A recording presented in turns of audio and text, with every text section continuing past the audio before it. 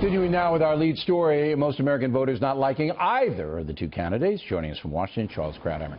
Today, in Pueblo, Colorado, south in the state, Trump defended himself against the New York Times exposition and Hillary Clinton saying he's not contributing anything to the country by not paying taxes. Is that wise to mount an aggressive defense? Well, I think he sort of has to. It would be preferable if he could just sidestep it. That's what you would want, and that's what you have surrogates for. That's why he sent out Giuliani and Christie on the weekend, who said he's a genius for ducking taxes. I don't know if you're a genius. You hire the right lawyers and you make the decision to go ahead and to pay the minimal amount of taxes. I do think he needs to say something.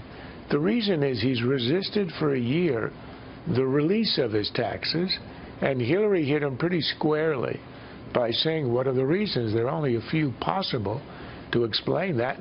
Nobody believes the audit excuse. Even his son said on TV he doesn't want 3,000.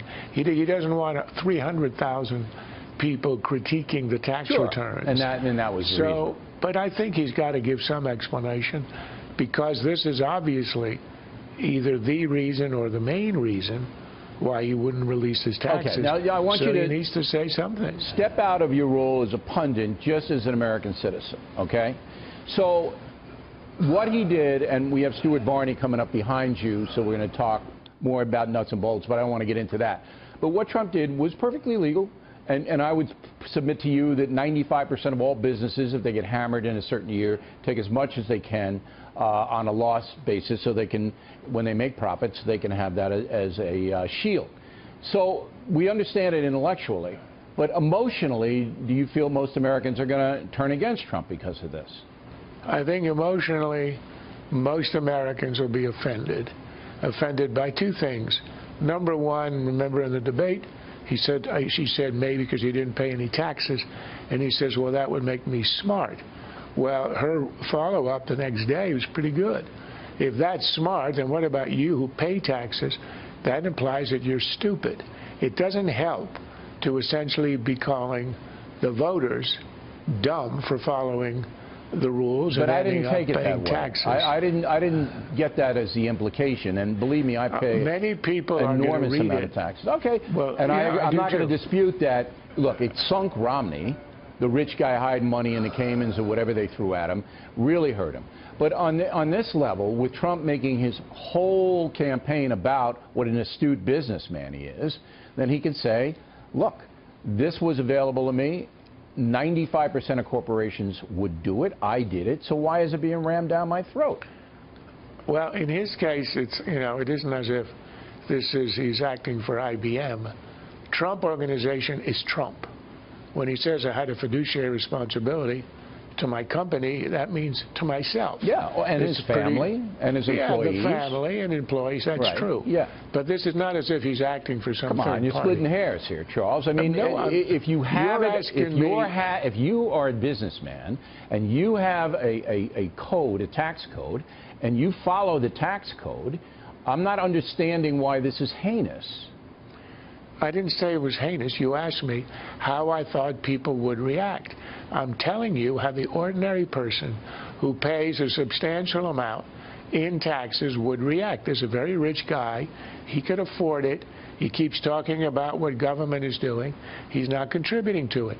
I think the visceral effect, we're not doing intellectual analysis here, is A, I'm a chump for paying my taxes, and B, he's something less than patriotic if he didn't contribute something. Okay. And I think that some people, probably the anti-Trump crowd, will see it that way. Now, I expect this to come up tomorrow night in the vice presidential debate. Kaine has got to lead with it and try to get Pence into a corner on it. And then, of course, next Sunday night with Cooper and Raddatz. So is that fair, though? Hillary Clinton's got a lot of stuff in her closet that she did, but this might be all overridden by this tax thing. Everything is fair. Is there any piece of garbage that hasn't been pulled out in this election and tossed over the net at the other guy? No. So the fairness issue is not an issue. The question is, will it resonate? I think it does resonate, but mostly because he's been hiding his taxes and is the first candidate in several generations to do so. That increases the salience. And also it means that we now get an October surprise instead of an October 2015 surprise, at which point you could ride it out a lot more easily.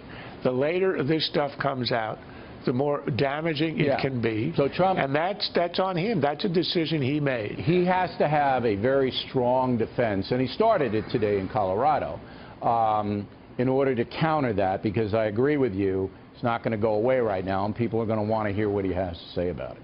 Charles Krauthammer, everyone.